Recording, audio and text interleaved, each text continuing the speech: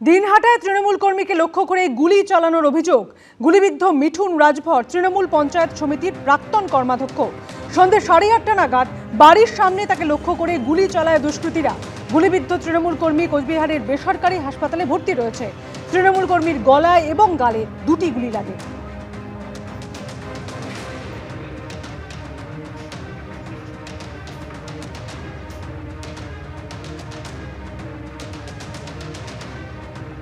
বাজারে ছিলাম, আমার কাছে ফোন আসলো যে এরকম ভাইয়ের সঙ্গে হস্তাহস্তি হয়েছে, প্লাস ফায়ারিং হলো।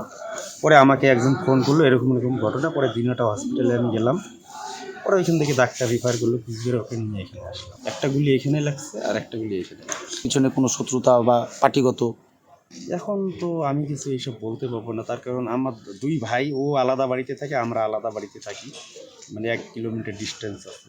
আপনার ভাই কোন পার্টি করতো? টিএমসির কর্মরত ছিল। রাজ্যের উত্তর থেকে দক্ষিণ দিকে দিকে গ্রেপ্তার বাংলাদেশি। বনগাঁ থেকে এক মহিলা সহ 4 বাংলাদেশিকে গ্রেপ্তার করল পুলিশ।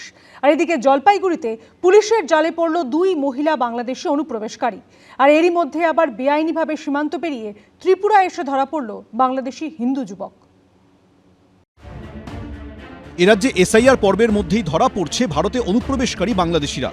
এবার উত্তর 24 পরগনার বনগাঁ থেকে 4 বাংলাদেশিকে গ্রেফতার করল পুলিশ। এদের মধ্যে 3 জন যুবক বাংলাদেশের জিয়ানগরের খেজুরতলার বাসিন্দা, ধৃত মহিলা বাংলাদেশের গাইবান্ধার বাসিন্দা। তাদেরকে জিজ্ঞাসাবাদ করে পুলিশ জানতে পারে অবৈধভাবে পশ্চিমবঙ্গ সীমান্ত দিয়ে ভারতে ঢুকেছিল 3 যুবক। কাজ করত ভিন রাজ্যে। চোরাপথে বাংলাদেশ যাওয়ার জন্য বনগাঁ রেলবাজার এলাকায় এসেছিল তারা। অন্যদিকে বনগাঁ থানার পাটশিমুলিয়া এলাকা থেকে গ্রেফতার করা হয় বাংলাদেশি মহিলাকে। কিভাবে আসলেন আপনি? কার মাধ্যমে, কার সাথে? কত টাকা লেগেছে? হ্যাঁ, 20,000 টাকা। উত্তরবঙ্গের জলপাইগুড়িতেও 2 মহিলা বাংলাদেশি অনুপ্রবেশকারীকে গ্রেফতার করল পুলিশ। কখন আসছেন? কালকে রাত 2টায়। আর এইখানে কখন আসলেন? এখানে এসে পৌঁছাইছি 2টায়।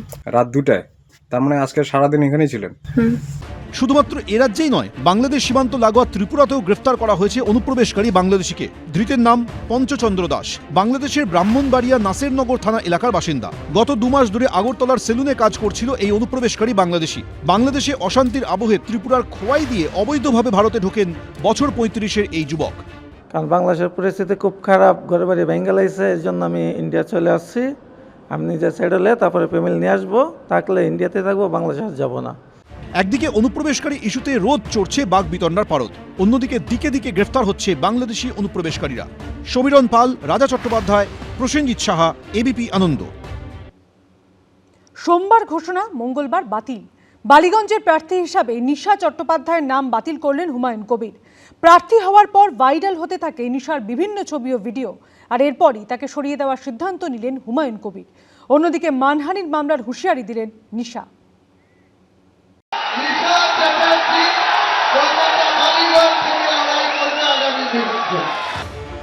মাত্র 24 ঘন্টা পেরোলো, তার মধ্যেই দিগবাজি।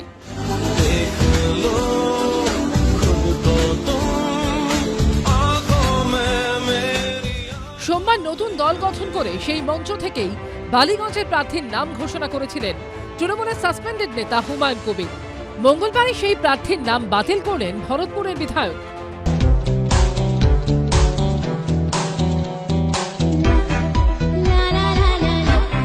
তার মানে এটা একটা ব্লান্ডার। হ্যাঁ, নিশ্চয়ই। তিনি কি বলছেন, কি করছেন, তার নতুন দল বিন্দু মাত্র আমাদের আগ্রহ নেই। এর ভবিষ্যৎটা কি হবে তিনি ঠিক করুন। এটা তার ব্যক্তির পরিচয়, তার স্বার্থ এবং তাকে কে পরিচালিত করছেন, পিছনে কোন অদৃশ্য হাত আছে, কোথায় অদৃশ্য ফান্ডিং আছে, এটা বাংলার মানুষ বোঝে। সোমবার জনতা উন্নয়ন পার্টি গঠন করে 9টি বিধানসভা কেন্দ্রের প্রার্থীর নাম ঘোষণা করেন হুমায়ুন কবির।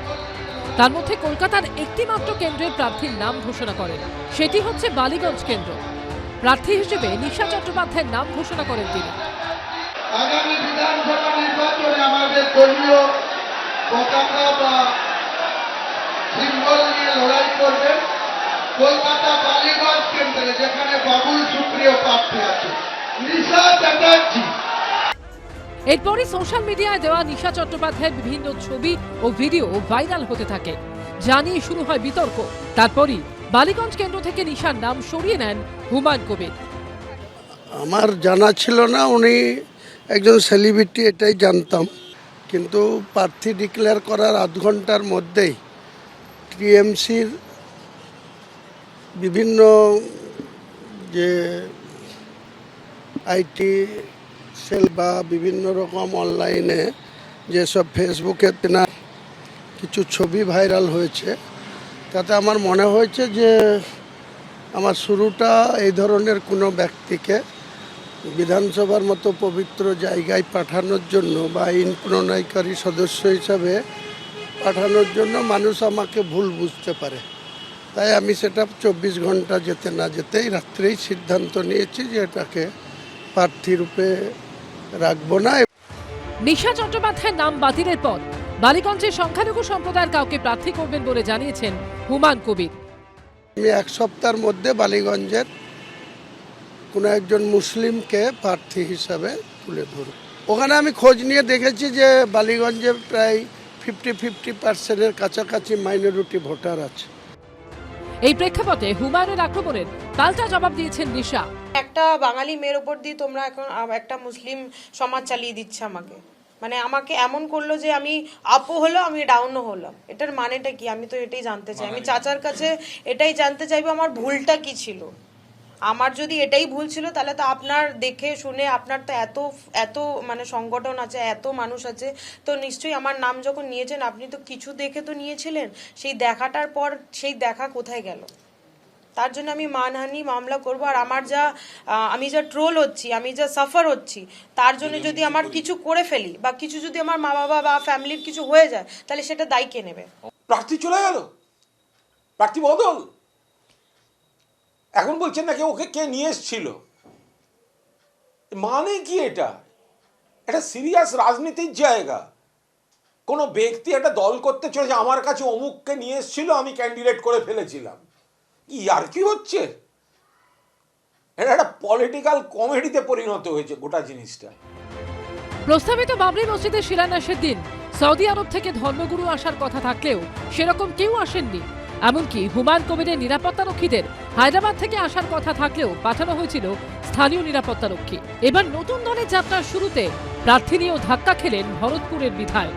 পার্থপ্রতিম ঘোষ, ময়ূর ঠাকুর চক্রবর্তী ও দীপক ঘোষের রিপোর্ট, এবিপি আনন্দ। এবিপি আনন্দ, এগিয়ে থাকে, এগিয়ে রাখে।